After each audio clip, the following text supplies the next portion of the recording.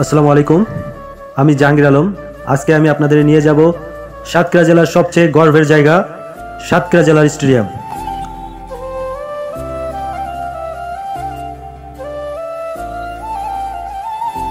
এই মাঠ শুধু একটি খেলার মাঠ নয়, এটি আমাদের স্মৃতির ভান্ডার।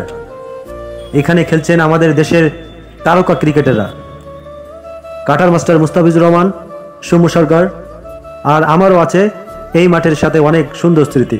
সাতক্ষীরা জেলা স্টেডিয়াম এই জেলার খেলাধুলার প্রাণকেন্দ্র।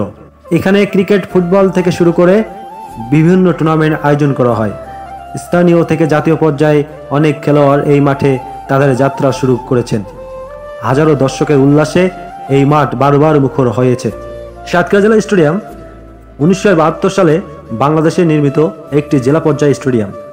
স্টেডিয়ামটি সাতক্ষীরা জেলার সাতক্ষীরা পৌরসভার পলাশপোল এলাকার প্রাণ সায়ের খালেকের উত্তরে অবস্থিত। ঐতিহাসিক কারণে স্টেডিয়ামটি এখনও কনক পার্ক নামে পরিচিত।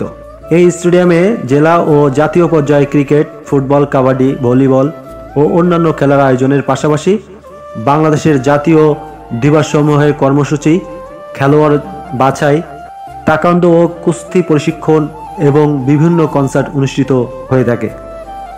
বাংলাদেশের অন্যান্য স্টেডিয়ামের মতোই এই স্টেডিয়ামটিও জাতীয় ক্রীড়া পরিষদের অধিভুক্ত এবং জেলা ক্রীড়া পরিষদের তত্ত্বাবধানে রয়েছে। 1990-এর দশকে স্থানীয় বাসিন্দা কনকচন্দ্র পাল ক্রীড়া আয়োজন ও খেলাধুলা উৎসাহ প্রদানের জন্য তৎকালীন মহকুমা পার্ক কমিটিকে বর্তমান স্টেডিয়ামের অংশবিশেষ অনুদান হিসাবে দেন। পরবর্তীতে নূর আহমেদ খাঁ, নুরুল ইসলাম খাঁ ও আশরাফ উদ্দিন খান প্রমুখের নিকট থেকে সেই স্থান সংলগ্ন আরও কিছু জমি নিয়ে 1972 সালে বর্তমানে স্টেডিয়ামটি গড়ে তোলা হয়। স্টেডিয়ামটির মাঠ ডিম্বাকৃতি।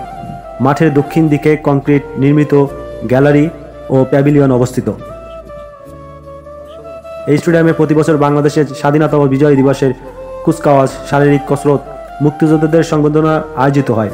ফুটবল প্রতিযোগিতা সাতক্ষীরা জেলা প্রশাসনের আয়োজনে, সাতক্ষীরা জেলা ক্রীড়া সংস্থার সহযোগিতায় এবং সাতক্ষীরা জেলা ফুটবল অ্যাসোসিয়েশনের সার্বিক ব্যবস্থাপনায় এই নিয়মিত জেলা প্রশাসক কাপ ফুটবল এবং জেলা পর্যায়ে ফুটবল লিগ আয়োজিত হয়। এই ভেন্যুতে 2012 সাল থেকেই ইয়াং টাইগার্স বয়সভিত্তিক ক্রিকেট স্কুল ক্রিকেট অনুষ্ঠিত হয়। 30 ডিসেম্বর 2016 সালে এই স্টেডিয়ামে দেশব্যাপী মাদক ও জঙ্গি বিরোধী কর্মসূচি অংশগ্রহণ হিসাবে কনসার্ট অনুষ্ঠিত হয়।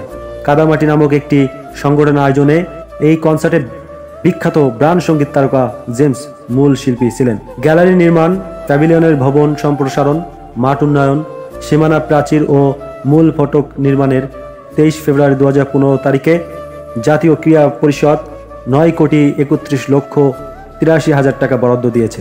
আমি প্রথমবার এই মাঠে এসেছিলাম বয়সভিত্তিক ক্রিকেট খেলায় প্লেয়ার বাছাই জন্য।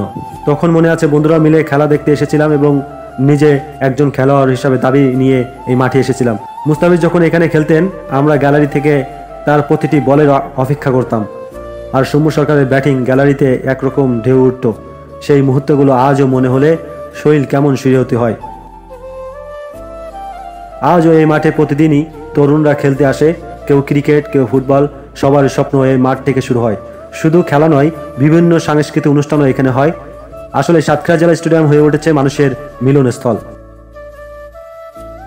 সাতক্ষীরার মানুষ হিসেবে আমি গর্বিত এই মাঠকে নিয়ে। আমার স্মৃতি, আমার শৈশব, আমার আনন্দ সবকিছু যেন মিশে আছে এই স্টেডিয়ামের সাথে।